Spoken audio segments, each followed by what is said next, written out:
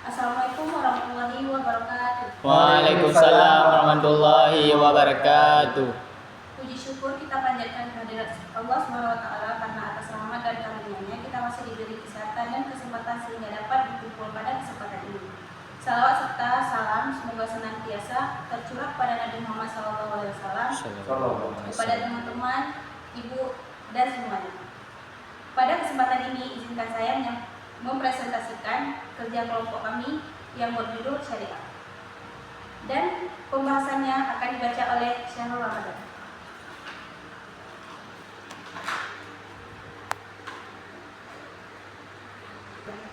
Pembahasan arti dan ruang lingkup syariat. Syariat Islam bukan hanya sekadar hukum, tapi rahmat bagi Allah. Allah telah menurunkan syariat untuk membawa keselamatan dan hindarkan manusia dari kesesaran. Firman Allah Al-Quran surat Al-Baqarah ayat 107 yang artinya, dan tidaklah kami mengutus engkau Muhammad melainkan untuk menjadi rahmat seluruh alam.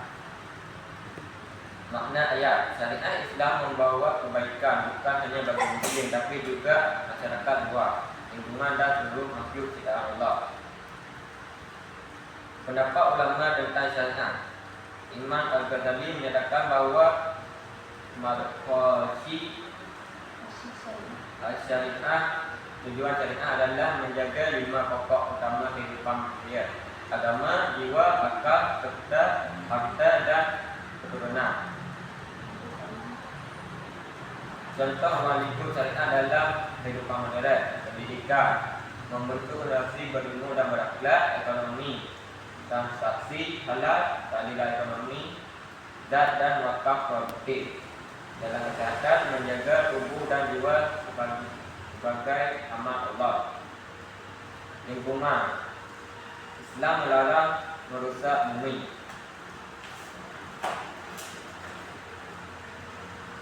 Nilai-nilai pendidikan dalam syariah: tanggungjawab terhadap Allah dan sesama, kejujuran, integritas, disiplin dalam beribadah dan bekerja, toleransi terhadap sesama umat manusia. Ibadah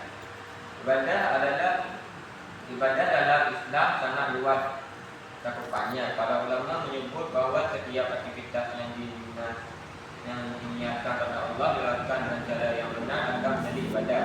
Firman Allah Al-Quran An-Nahl ayat 97 yang artinya, barang siapa yang mengerjakan amal saleh baik laki-laki maupun perempuan dalam keadaan beriman, maka sesungguhnya akan kami berikan kepadanya kehidupan yang baik.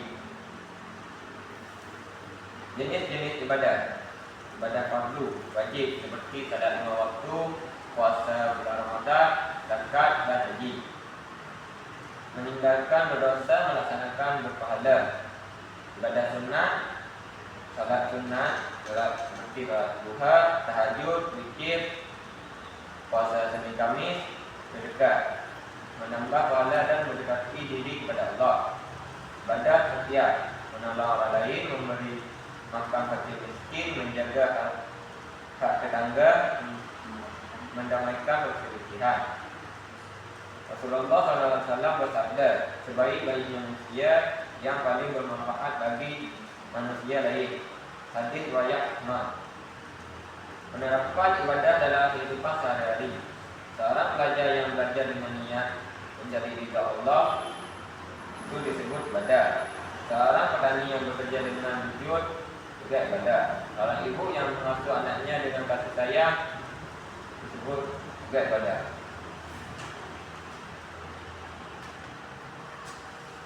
Nilai-nilai ibadah menurut menumbuhkan rasa syukur, membangun ketenangan batin, menjaga diri dari kemaksiatan.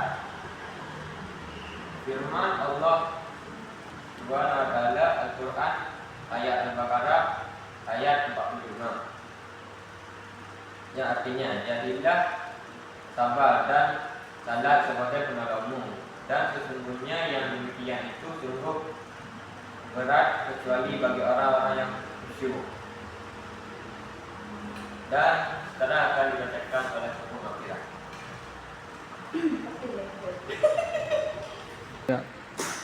Rukun Islam dan hikmah pelaksanaannya dalam meningkatkan ESG lanjutan. Selain sebagai kewajiban, rukun Islam mengandung makna dalam pembentukan kepribadian, kecerdasan spiritual, dan kecerdasan emosional. Syahadat, komitmen rohani. Syahadat membentuk keyakinan bahwa hidup harus berlandaskan pada tauhid. Orang yang bersyahadat dengan benar akan menjadikan Allah sebagai pusat hidupnya. Dalam konteks modern, syahadat menjadi dasar integritas moral dan kejujuran. Salat, latihan spiritual dan emosional. Salat menenangkan hati, menyeimbangkan pikiran, dan memperkuat iman. Secara psikologis, salat juga dapat mengurangi stres dan kegelisahan. Ingatlah, hanya dengan mengingat Allah hati menjadi tenang. Zakat, solidaritas sosial. Dalam masyarakat modern, zakat berperan sebagai alat distribusi kekayaan. Zakat dapat membantu mengentaskan kemiskinan dan ketimpangan ekonomi. Hikmah zakat juga mendidik manusia untuk tidak egois dan cinta dunia. Puasa melatih disiplin dan kesabaran. Puasa mengajarkan kontrol diri dan kepekaan sosial. Orang yang berpuasa tidak hanya menahan lapar, tetapi juga hawa nafsu. Dalam konteks psikologis, puasa menguatkan daya tahan mental. Haji, persatuan umat. Ibadah haji menyatukan umat Islam tanpa membedakan ras, suku, dan status sosial. Mengajarkan kesetaraan dan semangat ukhuwah Islamiyah. Dalam konteks global, haji memperkuat kesadaran dan pentingnya persaudaraan internasional. Hikmah rukun Islam terhadap ESG. Emotional well-being, mengelola emosi, empati, tanggung jawab sosial. Spiritual well-being, memahami makna hidup, kesadaran diri, dan hubungan dengan Allah. Moral karakter, membentuk pribadi muslim yang kuat, jujur, dan amanah. Muamalah, lanjutan. Muamalah adalah wujud nyata penerapan Islam dalam kehidupan sosial dan ekonomi. Ia mengatur bagaimana manusia berinteraksi agar tercipta keadilan, kedamaian, dan keberkahan. Muamalah dalam kehidupan modern. 1. Perdagangan, jual beli harus jujur, tidak menipu, tidak riba. 2. Ekonomi digital. Transaksi online harus transparan dan adil. 3. Perbankan syariah. Sistem keuangan tanpa bunga dan riba. 4. Asuransi takaful, saling melindungi berdasarkan tolong-menolong. 5. Bisnis halal, memproduksi dan menjual barang yang halal. Surat Al-Isra ayat 35. Dan sempurnakanlah takaran apabila kamu menakar, dan timbanglah dengan timbangan yang benar. Itulah yang lebih utama bagimu dan lebih baik akibatnya. Hadis Rasulullah SAW, hanya merahmati orang yang bersikap lemah lembut dalam menjual, membeli, menaiki haknya. Muamalah dan keadilan sosial. Islam menolak segala bentuk penindasan ekonomi. Tidak boleh ada eksploitasi satu pihak atas pihak lain. Mendorong sistem ekonomi yang berbasis keadilan, zakat, dan tolong-menolong. Contoh nyata, pedagang muslim menjaga kejujuran agar mendapat keberkahan. Pengusaha menjalankan bisnis halal dan membayar zakat perusahaan. Masyarakat bekerja sama dalam koperasi syariah untuk kesejahteraan bersama. Nilai muamalah, menumbuhkan sikap saling percaya, membangun solidaritas ekonomi, menjauhkan dari riba dan penipuan, menciptakan masyarakat yang damai dan produktif. Selanjutnya akan dibaca oleh Afdal. Teman-teman, tentang akhlak ini kita harus mengetahui apa-apa saja macam-macam akhlak supaya kita bisa menerapkan di kehidupan kita sehari-hari. Contohnya akhlak kepada Allah Subhanahu wa taala. Akhlak kepada Allah adalah taat terhadap perintahnya yang pertama, dan juga tidak menyekutukannya dengan selain apapun. Selalu bersyukur dan bersabar dalam yang diberikan oleh Allah Subhanahu wa taala. Seperti firman Allah Subhanahu wa taala, maka ingatlah kepadaku, aku pun akan ingat kepadamu, kata Allah. Bersyukurlah kepadaku dan jangan kamu ingkar kepadaku, kata Allah. Dan yang kedua, teman-teman, kita juga harus berakhlak kepada Rasulullah SAW. Cara kita berakhlak kepada Rasulullah SAW dengan cara kita mengikuti sunnah-sunnah beliau. Kita mencintainya lebih dari cinta kita kepada diri kita sendiri, dan juga kita menyampaikan ajaran yang telah disampaikan oleh beliau. Bukan itu, kita juga harus berakhlak kepada manusia. dengan cara berbuat baik kepada orang tua, guru, tetangga, teman, dan masyarakat. Tidak menyakiti dengan lisan maupun perbuatan.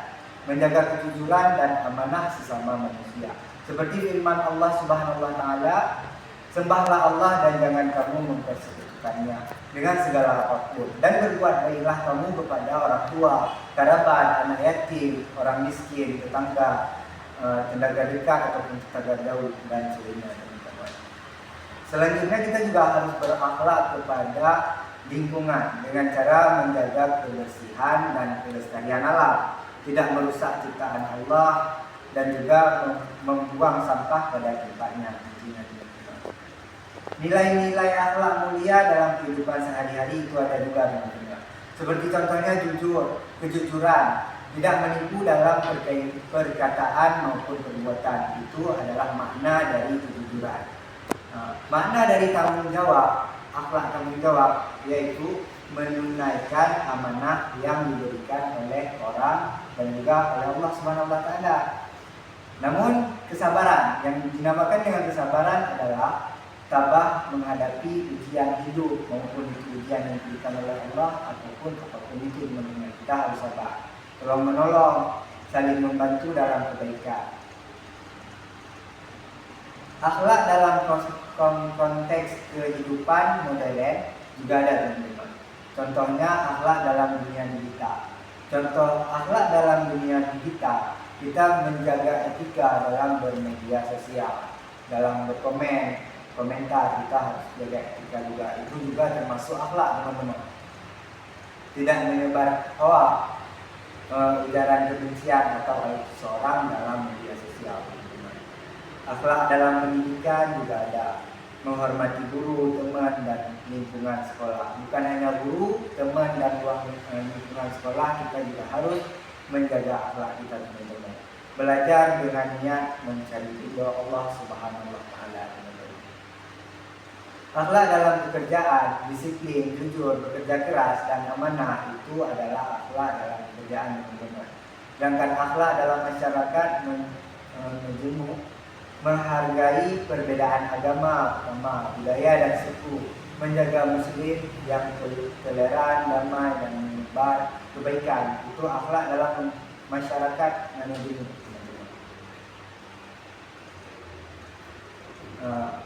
Hikmah akhlak dalam syariah. Akhlak bermanfaat kepada syariah adalah membentuk kepribadian manusia muslim yang luhur dan kuat, membangun masyarakat yang damai, harmonis, dan saling menghargai, menjadi penyeimbang antara ilmu, ibadah, dan amalan. Itu uji akhlak dalam syariat. Seperti salah satu hadis yaitu seperti salah satu ayat, teman-teman, seperti salah satu ayat yaitu Ali Imran ayat 159. Maka disebabkan rahmat dari Allah Subhanahu wa taala, kamu berlaku lemah lembut terhadap mereka. Sekiranya kamu bersikap keras lagi berhati kasar, tentulah mereka menjauh dari dirimu.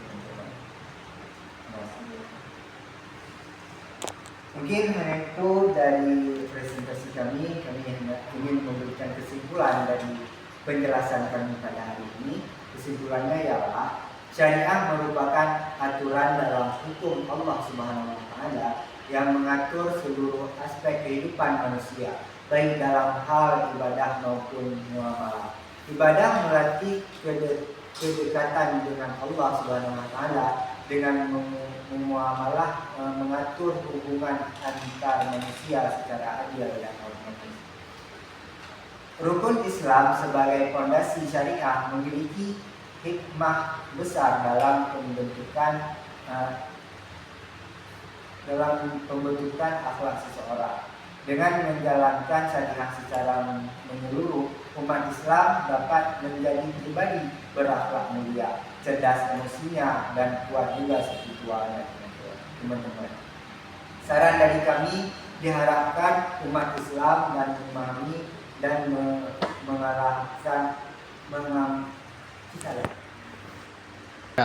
Saran dari kami diharapkan untuk kita umat Islam dapat memahami dan mengamalkan syariah bukan hanya sebagai aturan, tetapi sebagai pedoman hidup. Pemerintah, lembaga pendidikan, dan masyarakat perlu bersama-sama menegakkan nilai-nilai syariah secara bijaksana dan penuh hikmah. Mungkin hanya ini presentasi yang bisa kami sampaikan. Lebih dan kurang kami minta maaf sebesar-besarnya. Wabillahi taufiq wal hidayah. Assalamualaikum warahmatullahi wabarakatuh. Waalaikumsalam warahmatullahi wabarakatuh.